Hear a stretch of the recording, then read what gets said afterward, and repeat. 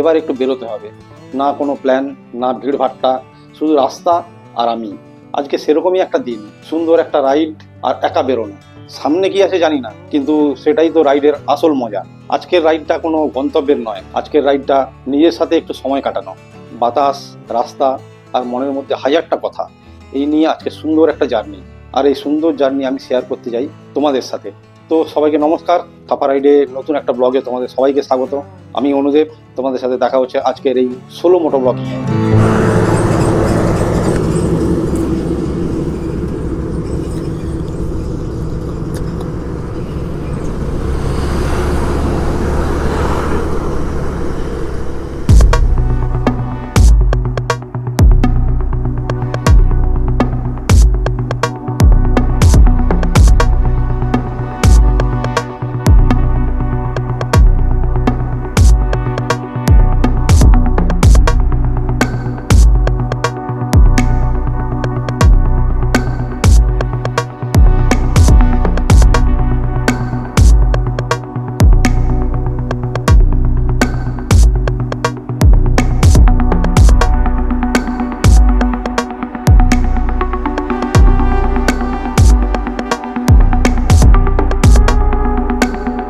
উঠে পড়েছি হাইওয়েতে। আপাতত আমি বেলদায় আছি।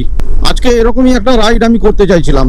সুন্দর শান্ত রাস্তা, যেখানে মানুষের বেশি কোলাহল নেই, বেশি মানুষজন নেই, নেই কোনো সেরকম শব্দ, আছে শুধু বাইকের আওয়াজ আর বাতাস। যথেষ্ট ঠান্ডা পড়েছে, সকালবেলা উঠতে অসুবিধা হচ্ছিল। বেরোবো ঠিক করেছিলাম 8টার সময়, এখন 9টা 10 বাজে। আমরা যাচ্ছি উড়িষ্যার মোস্ট অফবিট একটা সি বিচের ধারে, কসাফল সি বিচ। সকালে সেরকম ভাবে ব্রেকফাস্ট হয়নি, তো দেখা যাক। এই হাইওয়েতে যেতে যেতেই মানে যদি কোনো ধাবা বা রেস্টুরেন্ট দেখতে পাই তাহলে ব্রেকফাস্ট করলেও করতে পারি, করতে হবে। কারণ কসাফলে সেরকম খাবারের দোকানপাট বা রেস্টুরেন্ট হোটেল কিছুই নেই। দুবলাগাড়ি বা বাগদা বিচ গেলে কসাফলটা সাইট সিন হিসেবে করা হয়। আমি এর আগে বাগদা বিচ গেছি, যে কারণে আমি আর ওই দিকে গেলাম না। আর বাড়ি এসেছি যেহেতু, তাই আমি হাফ বেলায় এটা কভার করে নেবো, সেরকম প্ল্যান করেই বেরিয়েছি। মা সাবধান করে দিয়েছে, এখন দিকে চারপাশে হাতি বেরোচ্ছে। অ্যাকচুয়ালি এখন তো ধান পেকে গেছে মাঠে, ধান কাটার সিজন চলছে, যে কারণে পাকা ধানের গন্ধে নাকি প্রচুর হাতি ঢুকে পড়ছে লোকালয়ে। কসাফল সি বিচ সেরকম ভাবে এখনো নাম হয়নি, আর বড় বড় টুরিস্ট প্লেসের মতন টুরিস্টরাও খুব একটা আসে না। নিরিবিলি একটা নির্জন সি বিচ। দেখি আজকে গিয়ে কেমন লাগে। আমি আসলে একটু নিরিবিলি পছন্দ করি। ম্যাপটা সেট করিনি, ম্যাপটা সেট করতে হবে। ওটা জলেশ্বর পেরোই, তারপরে ম্যাপ সেট করব। বেলদা থেকে 77 কিলোমিটার। এখন 9টা 13 বাজে। হ্যাঁ, মোটামুটি 2 ঘন্টা লেগে যাবে পৌঁছতে।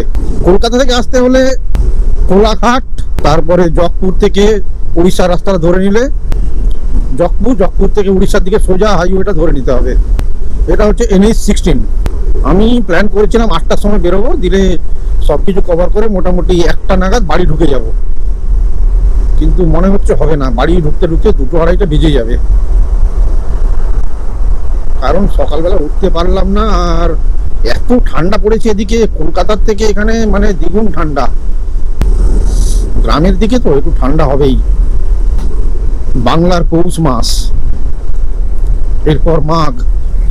আমরা যখন ছোট ছিলাম তখন শীতকালটা অনেক দিন, মানে কার্তিক মাস থেকে, মানে বাংলার কার্তিক মাস থেকে, মানে কালী পুজোর সময় থেকে আমরা লেপ গায়ে দিতাম। মাঘ মাসের মাঝামাঝি হালকা করে একটু ঠান্ডা কমতো 1 সপ্তাহ মতন, তারপরে আবার মাঘ মাসের লাস্ট উইকে একদম জোর ঠান্ডা পড়ে যেত। ওইটা থাকতো 1 সপ্তাহ কি 10 দিন মতো মোটামুটি। ওই জন্যই বলা হয় মাঘের শীত বাঘ। তারপর থেকে ফাল্গুন মাস থেকে আস্তে আস্তে গরম পড়তো, কিন্তু এখন তো সেসব কমে গেছিল গ্লোবাল ওয়ার্মিং এর জন্য।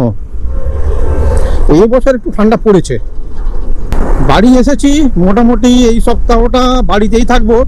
3-4টে ব্লগ বানানোর প্ল্যান নিয়েই এসেছি। গ্লাভস আনতে ভুলে গেছি, তো তাই আঙুলগুলো খুব ঠান্ডা লাগছে, গাড়ি টানতে পারছি না খুব একটা। ঠিক আছে, বেশি স্পিড দরকার নেই। অফিসের কাজের প্রেসার, টেনশন, শহরের কোলাহল সবকিছু মাথা থেকে নেমে যায় যদি উইকেন্ডে এরকম ছোট ছোট রাইডিংয়ে বেরোনো যায়।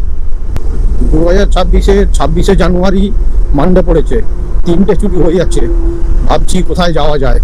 সুযোগটা মিস করা যাবে না, তাই না? জলেশ্বর এখান থেকে 14 কিলোমিটার, কাছাকাছি চলে এলাম। বেলদা থেকে 31 কিলোমিটার।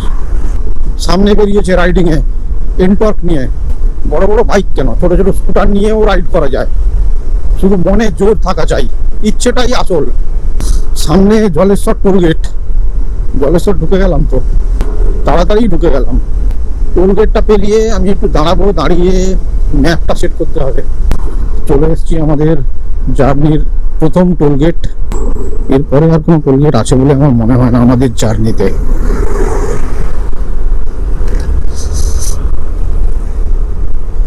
এখানে বেশ কিছু রেস্টুরেন্ট বা ধাবা আছে, ব্রেকফাস্ট করব, দেখছি কি হয়।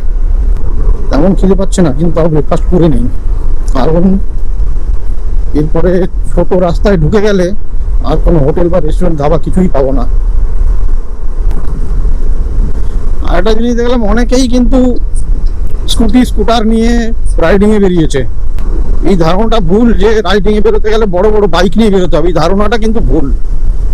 আমি তো এতদিন ধরে বার্গম্যান নিয়ে রাইড করছি, তো হয় না, সুন্দর হয়। ভাইজ্যাক থেকে ঘুরে এলাম, ক্যামেরা বসানো আছে, এখানে স্পিড কমাতেই হবে, কিছু করার নেই। এখন বাজে 10:08, এখন 1 ঘন্টা লাগবে। সুবর্ণরেখা নদী, তার উপর দিয়ে আমরা এখন যাব।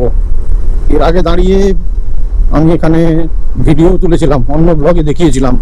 তোমরা নিশ্চয়ই এর আগে আমার দাগারা বিচের ব্লগ দেখেছিলে, ওখানে এই নদীটা দেখিয়েছিলাম। তাই আজকে আমি আর এখান থেকে ফুটেজ তুললাম না, তাছাড়া লেটও হয়ে গেছি, সোজা বেরিয়ে যাই।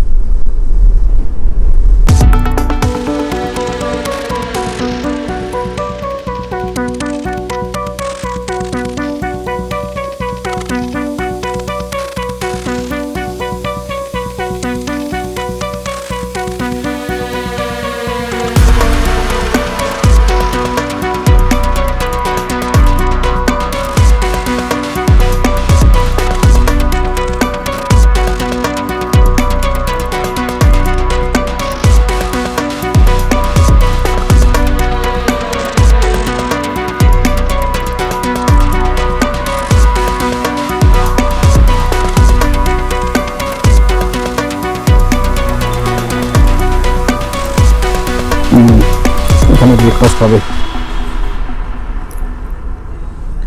দেখি জিজ্ঞেস করে।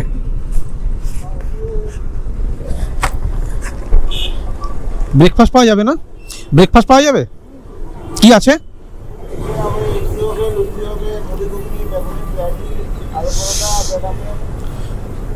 লুচি দিন, লুচি।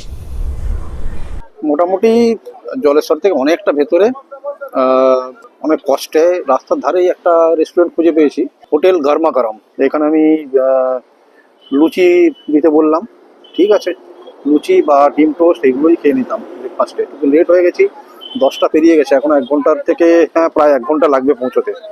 ঠিক আছে, আমি ব্রেকফাস্টটা করি। সানগ্লাসটা পরতে হতো, বাট সানগ্লাসটা পরবো না, কারণ সানগ্লাসটা বললে আবার ম্যাপ দেখতে অসুবিধা হবে। আমার গাড়িটা দেখো মডিফাই করে নিয়েছে।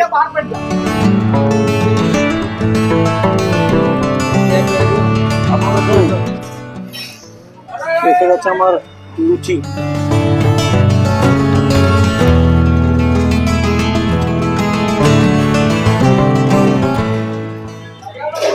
চামচ নিতে হবে, একটা চামচ দেয়নি। চামচ হবে একটা?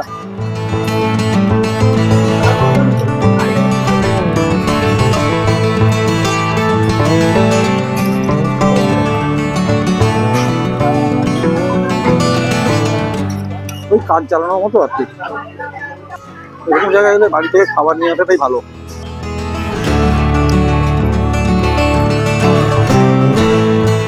হয়ে গেছে ব্রেকফাস্ট, মোটামুটি পেটটা ভারী হয়ে গেছে, এই মন দিচ্ছে ভালো আর কি। ঠিক আছে, মোটামুটি এবারে বেরোনো যাক, যথেষ্ট লেট হয়ে গেছে কিন্তু। তো হয়ে গেছে, চলো এবারে বেরোই।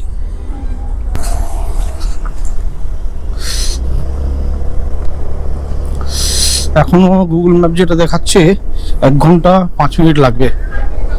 ফেরার সময় গাড়ি টানতে হবে, এখন রাস্তাটা চিনি না বলে মানে ম্যাপ দেখতে দেখতে যাচ্ছি তো টানতে পারছি না, কিন্তু ফেরার সময় হাইওয়েতে উঠে গেলে আর চাপ নেই, ফেরার সময় টানতে হয় ভালো করে। এখন বাজে পুরো 10:30। ডিম টোস্ট খেলেই মনে হয় ভালো হতো। আসলে তাড়াহুড়ো করছে তো, যাক পেট ভারী হয়ে গেছে। বাইরে বেরোলে এগুলো হবেই, ঠিক মতো খাবার জুটবে জুটবে না, খাবার ভালো থাকবে মন্দ থাকবে, মেনে নিতে হয়, কিছু জিনিস মেনে নিতে হয়। Continue on Singalia Road for 10 kilometers.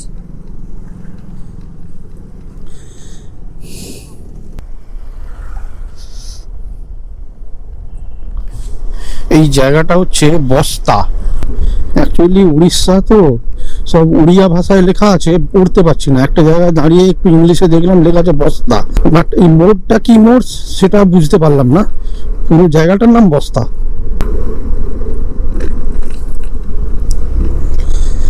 বাগদা বিচ, দাগারা বিচ, যমুনাসুল, এইসব জায়গায় যখন রাইড করেছিলাম তখন হাইওয়ে থেকে ভেতরে ঢুকে যেতে হয়েছিল, গ্রামের ভেতরে অনেকটা, প্রায় 1-1.5 ঘন্টা করে। তো কসাফল যাচ্ছি, ওটাও তাই, ম্যাপেও তাই দেখাচ্ছে, হাইওয়ে থেকে নেমে প্রায় 1 ঘন্টার রাস্তা। উড়িষ্যার অনেকটাই ভেতরে ঢুকে গেছি। গতকাল নিউজ পেপারের হেডলাইনে ছিল বাংলা ভাষায় কথা বলার জন্য উড়িষ্যায় এক যুবককে পিটিয়ে মেরে ফেলা হয়েছে। শুধু বাংলা ভাষায় কথা বলার জন্য? মানুষ এখন কত উগ্র হয়ে গেছে।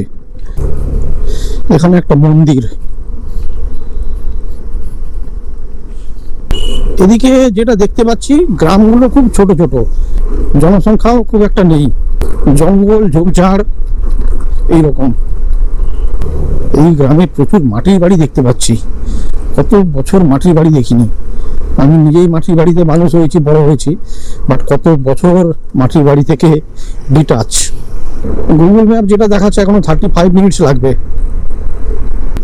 বাবা, এখানে রাস্তার অবস্থা দেখো, ছোটখাটো একটা অফরোডিং হয়ে যাচ্ছে। এই রাস্তাটা যদি সি বিচ পর্যন্ত এরকমই হয় তাহলে চাপ হয়ে যাবে আমার গাড়ি পুরো ঝরঝরে হয়ে যাবে। বেশ ভালো লাগছে। সোলো রাইডে এই একটা সুবিধা, কোনো তাড়া নেই, কেউ তোমাকে কোনো গন্তব্যে পৌঁছানোর জন্য তাড়া দেবে না, নিজের গতিতে চলো। এখনো আধ ঘন্টা লাগবে, আর এখন বাজে 11:12। এই এই এই এই হ্যাঁ,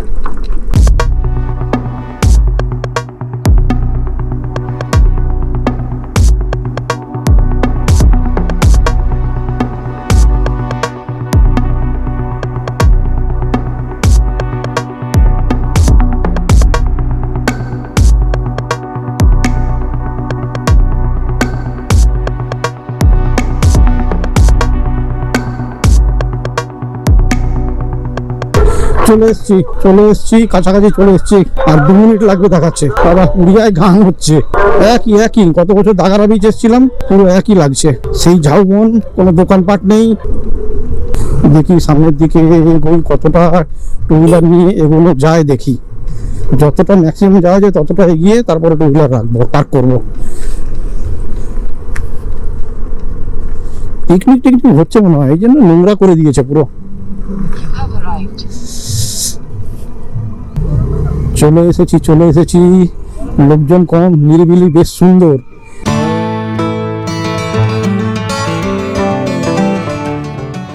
5 মিনিট আগে যখন টু হুইলারটা পার্ক করছিলাম তখন দেখলাম বিচের ধারে কিছু লোকজন ঘুরে বেড়াচ্ছে। এখন দেখছি কেউ নেই, আমি একা। জলটা অনেকটাই দূরে, ভাটা চলছে এখন।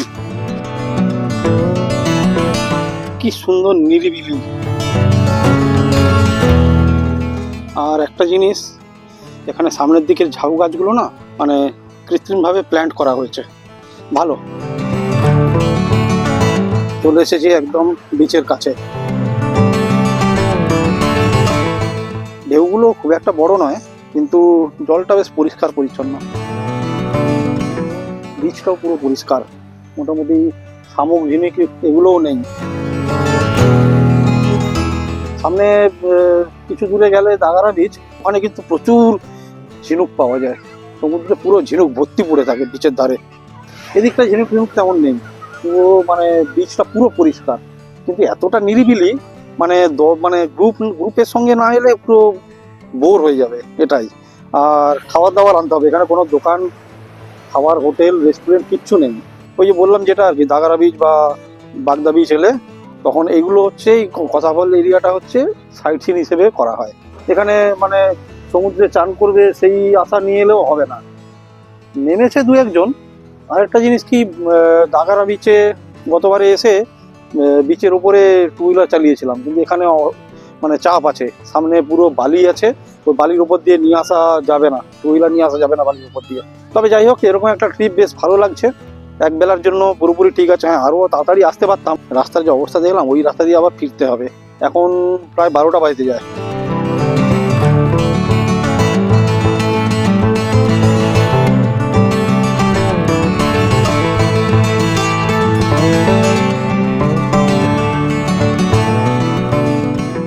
বেশিক্ষণ থাকবো না, বেরিয়ে যাবো এবারে। অনেকক্ষণ থাকলাম, প্রায় আধ ঘন্টা বিচের ধারে থাকলাম, নিরিবিলিতে বেশ ভালো লাগছে।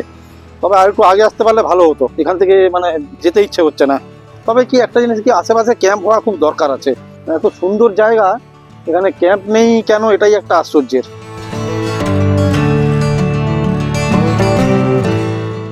এই গর্তগুলোতে সম্ভবত কাঁকড়া ঢুকে আছে, ছোট ছোট।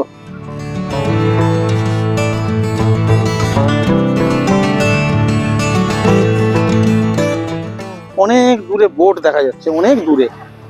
কাছাকাছি এদিকে বা ওদিকে সামনে বুড়িবালাম নদীর মোহনা আছে, তো সময় থাকলে যেতাম, আজকে আর সময় নেই। আর একা এসছি তো ভালো লাগছে না, অরিনকে বা বাসন্তীকে নিয়ে আসতে পারলে তাহলে যেতাম, ভালো লাগতো, তাহলে সারাদিন স্পেন্ড করতাম আর কি। একা এসেছি, হাফ বেলার জন্য এসেছি। কলকাতা থেকে আসতে গেলে একদিনের জন্য না, ওয়ান নাইট স্পেন্ড করতে হবে, ওটা কাছাকাছি কোথাও স্পেন্ড করলে এখানে সাইট সিন হিসেবে এলে ঠিক আছে।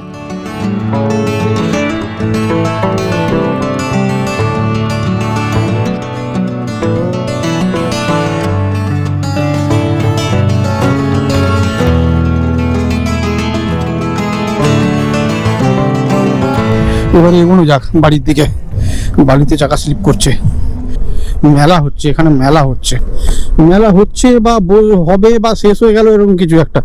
কারণ গত বছর দাগারা বিচেতে এই সময় দেখেছিলাম মেলা দিনের বেলা বসেছে, একদম প্রচুর ভিড়। প্রায় ঘন্টাখানেক হয়ে গেল, এগিয়ে চলেছি, রাস্তা আর শেষ হয় না। রাইট সাইডে কেমন জঙ্গল দেখেছো, দিনের বেলা বলে তেমন কিছু মনে হচ্ছে না, বাট জঙ্গল। এখন 1:15, গুগল ম্যাপ দেখাচ্ছে এখনো বাড়ি পৌঁছতে 1 ঘন্টা লাগবে। রাইট সাইডে একটা বিশাল বড় দিঘি, বড় না লম্বা দিঘি, সেই মঙ্গলগঞ্জে দেখেছিলাম সেই রকম। Then turn right onto the ramp to National Highway 60. Highway চলে এসেছি, আর এখন গুগল ম্যাপ দেখাচ্ছে 55 মিনিট লাগবে, বাট আমি তার আগেই পৌঁছে যাব, 2টোর মধ্যে ঢুকে যাবো আশা করছি। কারণ এবারে আমি গাড়ি টানবো, শুধু একটা জায়গায় দাঁড়িয়ে ম্যাপটা খুলে নেব।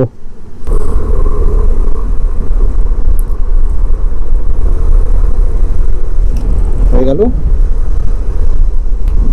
তবে গ্রামের ভেতরে একটা জিনিস ফিল করলাম, রোড কন্ডিশন খুব একটা ভালো না, আর প্রচুর পলিউশন, মানে পুরো পুরা খড়ের গন্ধ পুরো বাতাসে। শহরের থেকে গ্রামে এখন পলিউশন বেশি। এখন বাজে 1:30টা পুরো, আর এখন গুগল ম্যাপে দেখাচ্ছে 45 মিনিট লাগবে, তার আগে পৌঁছে যাব। চেষ্টা করছি 30 মিনিটের মধ্যে পৌঁছে যাওয়ার। সকালে এত ঠান্ডা ছিল, চান করিনি, এখন তো প্রায় 2টো বাজতে গেল, এখন গিয়ে চান করব। বাড়িতে এলে একটা সুবিধা, এই ঠান্ডার সময় আমি বেশ সুন্দর রোদে বসে খেতে পারি, যেটা কলকাতায় ফ্ল্যাটে বসে হয় না। চলে এসেছি জলেশ্বর টোল গেট, এখান থেকে বেলদা 30 কিলোমিটার। একটু দাঁড়িয়ে জল খেতে হবে, ভালো লাগছে না। এত কনস্ট্রাকশন হচ্ছে, হাইওয়ের উপর দিয়ে রাইড করার সময় 2 সাইডে গ্রিন দেখতে দেখতে যাবো, জঙ্গল দেখতে দেখতে যাবো, সেগুলো আর হবে না, আস্তে আস্তে সব হারিয়ে যাবে। আজকের এই আমার সোলো রাইডটা কেমন লাগলো একটু জানিও কমেন্টসে। জানি এটা লং রাইড না, বাট আস্তে আস্তে তো শুরু করতে হবে, তাই না? এই জায়গাটা হচ্ছে রানীসরাই, মানে মোগলমারি। এর আগে মোগলমারির 2টো ভিডিও আমি পোস্ট করেছি, দেখেছো নিশ্চয়ই। একটু দাঁড়াই, একটু জল খেতে হবে।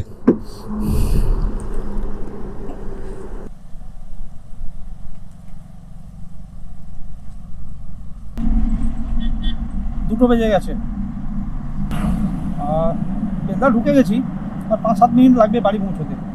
চেষ্টা পেয়েছিল, জল খেলাম, একটু চোখে মুখে জল দিলাম, আর একটু হালকা হতে হবে। তবে একটু লেট হবেই, ব্লগিংয়ে একটু কখন বেরোচ্ছি, রাস্তার অবস্থা কী, সব কি আর আগে থেকে বোঝা যায়? চলো বেরোই এবারে।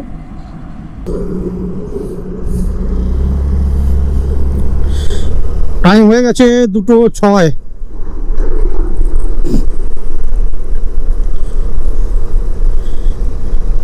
বাড়িতে গিয়ে দেখি মা কি রান্না করেছে। বাবা সকালবেলা বলেছিল নোনা মাছ খাই কিনা, নোনা মাছ খাবো না কেন? নোনা মাছের কলকাতায় তো আমি নোনা মাছটাই বেশি খাই। পুকুরের মাছ আর কতটুকু, সেই তো একই কাতলা মাছ, রুই মাছ। বাড়ির রাস্তায় ঢুকে গেছি।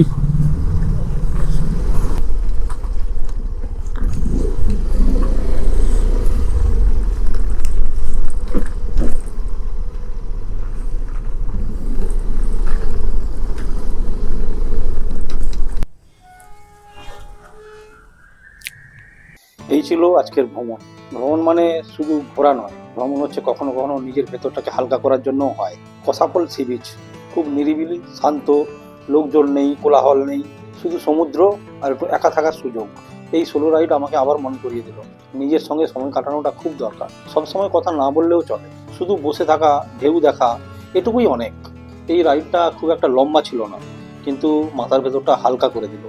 যদি তোমাদের কখনো মনে হয় একটু নিঃশ্বাসের প্রয়োজন, তাহলে একটা বাইক, এরকম একটা রাস্তা খুব ভালো কাজ দেয়।